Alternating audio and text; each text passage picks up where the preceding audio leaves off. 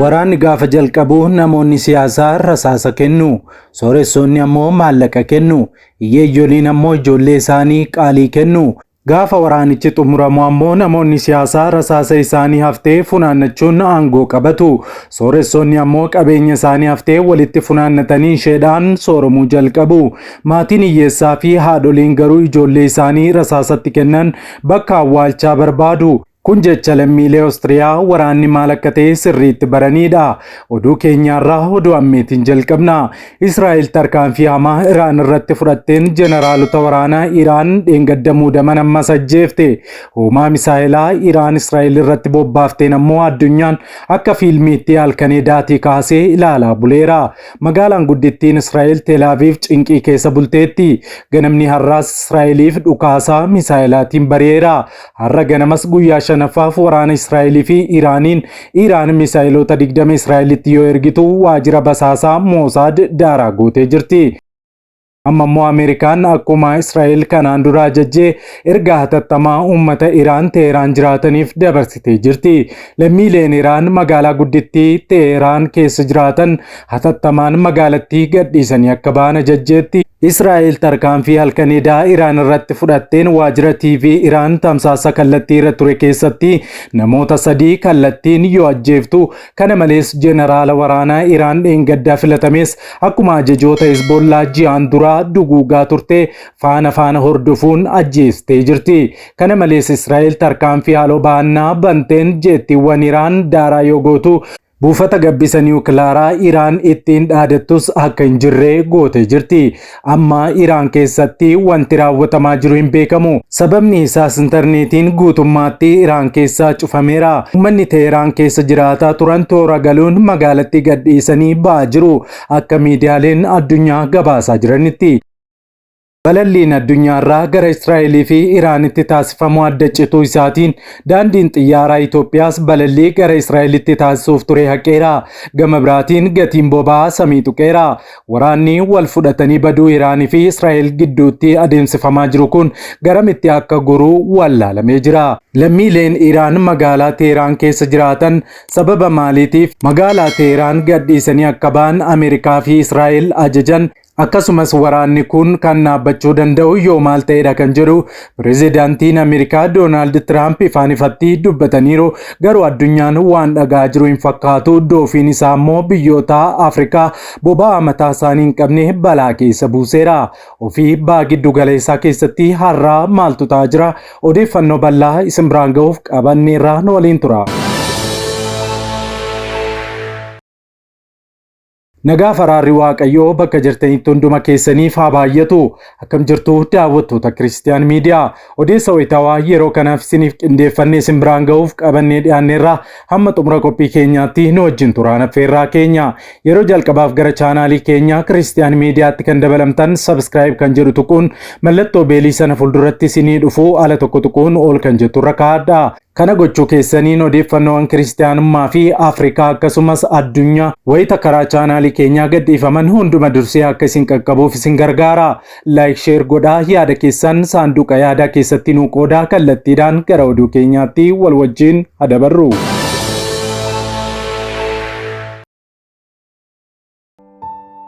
Viidiyoon kun namoota baay'ee biraa akka qaqqabu like gochuudhaan jalqabaa. Waraanni Israa'elii fi Iraan gidduutti adeemsifamaa jiru guyyaa shanaffaa qabateera. Guyyaa shanaffaa jechuunis har'a ganamas Iraan misaa'ilota 20 gara Israa'elitti erguudhaan waajjira basaasaa Israa'el Mosaad guutummaan guutuutti akka hin jirre gootee jirti.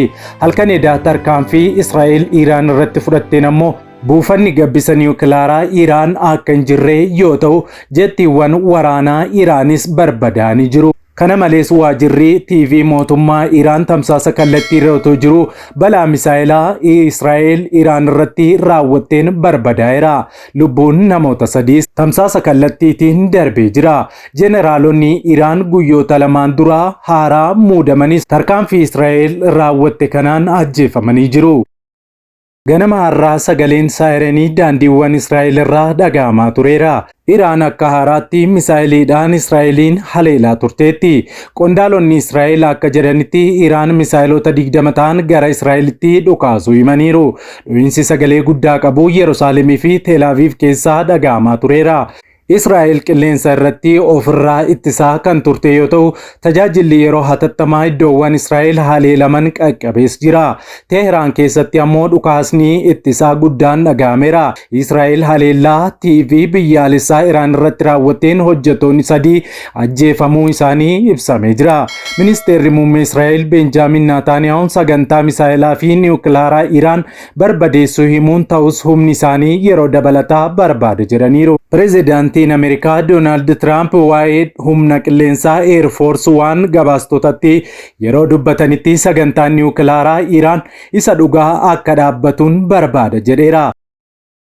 Tiraamp dhukaasni akka dhaabbatu nan barbaada hin jenne Iraan sagantaa niwukilaaraa ishee guutummaan guutuutti dhiisuu qabdidha kan jedhan. Kana malees Tiraamp Israa'el haleellaa amma Iraan irratti raawwataa jirtu ni qabbaneessiti jedhee hin yaadu jedhanis jiru. Guyyoota itti aanan muraasatti ni bartu, yeroo ammaa qaamni suutaa deemaa jiru hin jirus jedhee jira. Fedhiin Ameerikaa naannoo sanatti yoo itti bu'amee Iraan ni balleessinas jedhanii jiru Doonaald Tiraamp. Dabalataan Doonaald Tiraamp lammiileen Iraan Teheraan keessatti argaman hatattamaan Teheraan gadhiisanii akka ba'an akkuma muummicha ministeeraa Israa'el Benjaamin Naataaniyaahuu gaafatanii jiru. Kanarraa ka'uudhaanis lammiileen Iraan magaalaa guddittii Teheraan aanolee 22 of keessaa qabdu keessa jiraatan hiriira galuudhaan magaalattii gadhiisanii bahaa jiru. Haleellaa fi dho'insa hedduu magaalaa Yerusaalem gubbaadhaa dhagaa jirra jechuudhaan jiraataan lammii Yerusaalem tokko taatee har'a ganama magaalaa Israa'el Yerusaalem keessaa dhagaa ture ibseera. Miiltoowwan gaazexeessaa BBC Teel Aviv keessa jiranis sagalee wal fakkaatu dhaga'uu isaanii dubbataniiru. Taateen kun yeroo Israa'el irratti miisaayiloonni Iraan roobaa turanidha. Ammaan tana wayitaa gabaasa kana isiniif qindeessaa jirrutti Israa'el keessatti saayireniin dhaga'amaa jira. Kunis dhukaasa misaayilaa haaraa Iraan jiraachuu kan agarsiisudha jechuudhaan gaazexeessaan BBC dubbataa tureera. Haaluma wal fakkaatuunis waraanni Israa'el IDF gama isaatiin Iraan Israa'el irratti haleellaa misaayilaa haaraa banuushee beeksisee jira.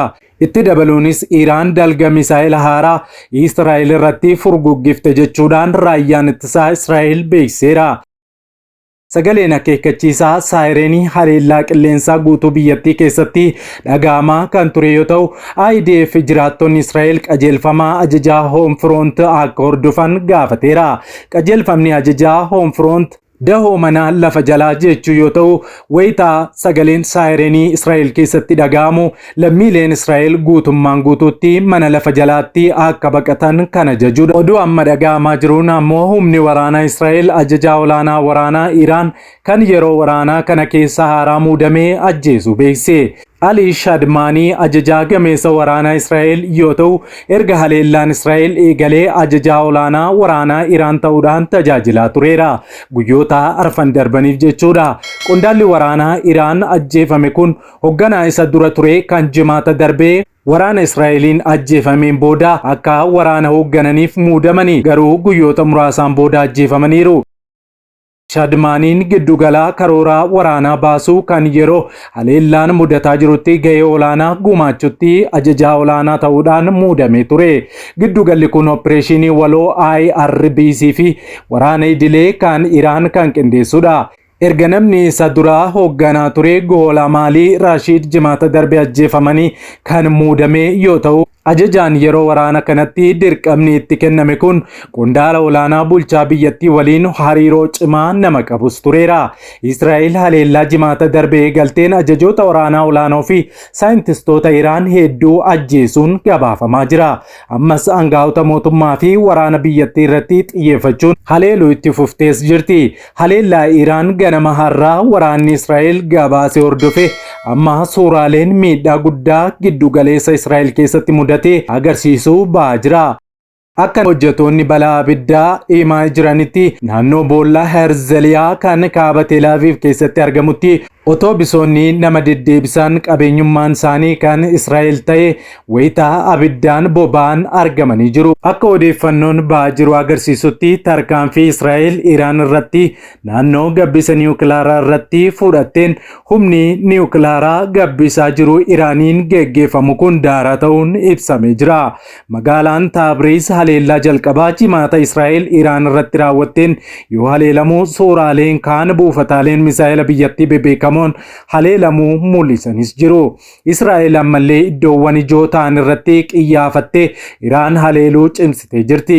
Kun ammoo Iraan cimsitee akka haaloo baatu taasisees jira. Suuraaleen qaamolee suuraa saatalaayitii kaasan lamaan argaman buufataaleen niwukilaaraa Nataanzaa akkasumas iddoon handhuura misaa'ilaa kibbaa Taabriz guddoon miidhamuu ni agarsiisa.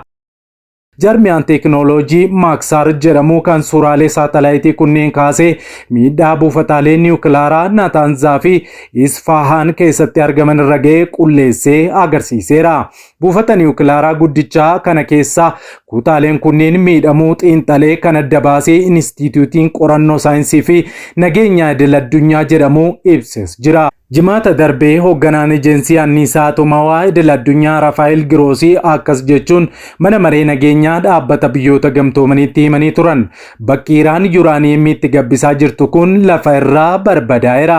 Bakka manca'e kanatti Iraan yuuraaniyeemii niwukilaaraaf barbaachisu U235 bira ga'uuf dhibbeentaa 60 gabbisteetti. Buufataalee anniisaa niwukilaaraafis ta'ee meeshaalee waraanaa niwukilaaraa oomishuuf yuuraaniyeemii sadarkaa U235 jedhamu kana gabbachuun dirqama. Haleellaan boodaa suuraan mirkanaa'e bakka kanarraa wayitaa aarri samiitti ol ka'uu agarsiisa.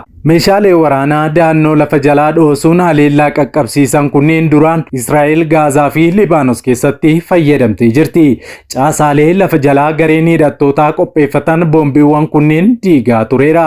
Haa ta'u caasaaleen niwukilaaraa lafa jala jiran haleelamuu wanti mul'isu hin jiru jedhan Aab Giroosiin namni dhimma gabbisa niwukilaaraa Iraan qoratan kun lafa jala bakka ijoo yuuraaniyeemiin itti gabbifamaa jiruu fi bakka haadhoo niwukilaaraa ta'e irratti haleellaan kallattiin raawwatamuu mallattoon agarsiisuu hin jirus jedheera. Sanbata darbee AIA'n buufata Isfaan keessatti gamoowwan ijoo ta'an 4 barbadaa'uu ibsee ture.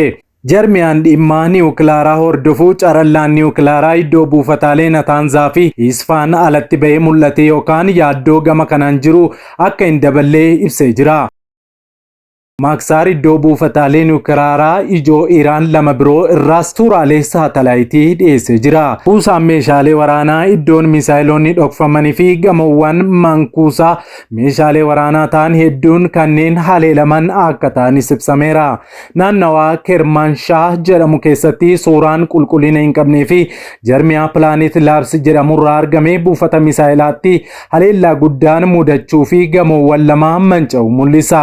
Wayita Israa'el waxabajjii 13 bara 2025 guyyaa jimaataa irraa haleellaa eegaltuu buufanni niwukilaaraa ni haleelamaa yaaddoon jedhu tureera. Haleellaa Israa'eliin booda viidiyoon BBC'n argatee iddoowwan gabbisa niwukilaaraa ta'an 5 miidhamuu agarsiisa. Hedduun isaanii magaalaa guddoo Iraan Teheraan keessatti kanneen argamanidha. Kaan Nataanzaadha. Bakki kun kibba Teheraanitti argama. Bakka yuuraaniyeemiin Iraan itti gabbifamaa jirudha. Buufataaleen Nataanzaa fi Arak jedhaman xiyyeeffannoo haleellaa Israa'el ta'uu miidiyaaleen Iraan gabaasaniiru.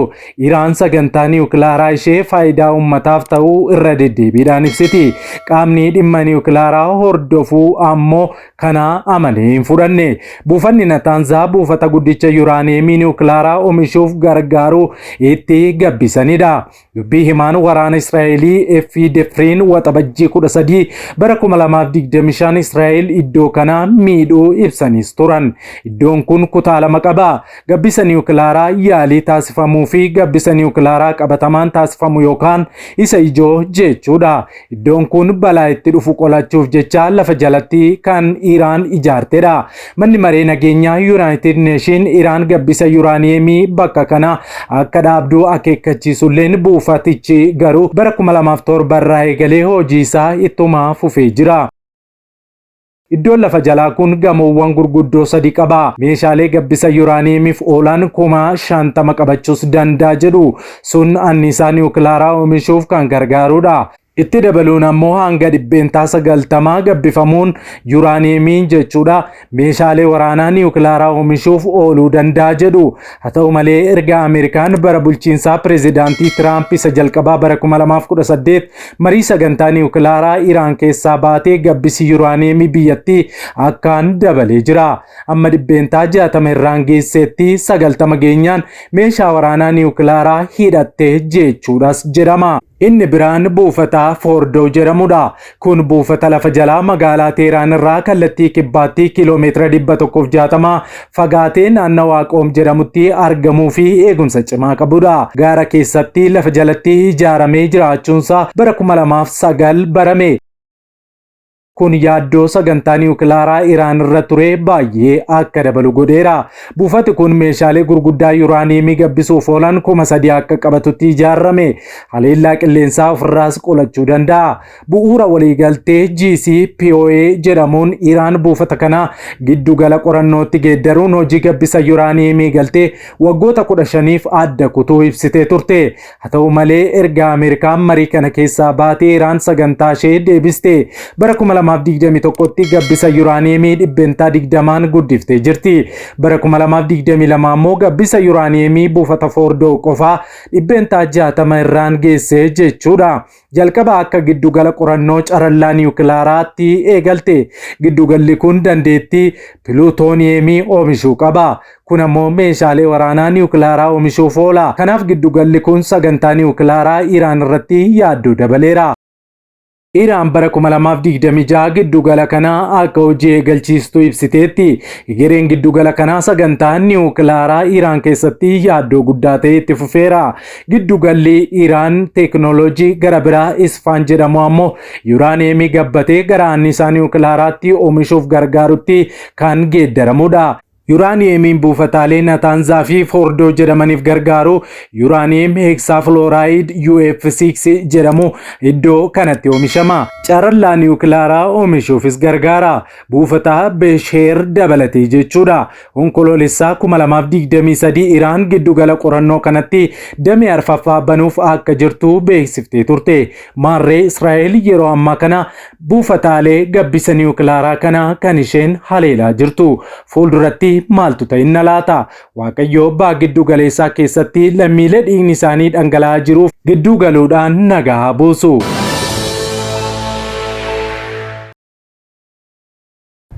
Waggoota dheeraadhaaf kiristaanonni miidiyaalee ittiin sagalee isaanii ibsatan dhabuun rakkataa turaniiru.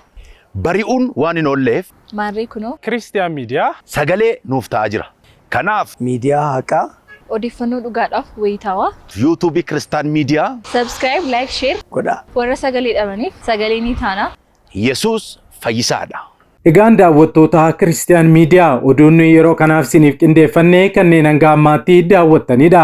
Waan daawwattaniif ulfaadhaa. Yeroo jalqabaaf yookaan qophii keenya walakkaatti gara chaanaalii keenyaatti kan dabalamtan subscribe kan jedhu tuquun mallattoo beelii sana fuulduratti isinii dhufu aara tokko tuqaa like share godhaa. Yaada keessan saanduqa yaadaa keessatti nu qoodaa. Sa'aatota muraasaa booddee oduuwwan ammee baa giddu galeessaa fi addunyaa keenyarraa dhaga'aman qabannee hamma deebinee dhufnutti nagaan tura.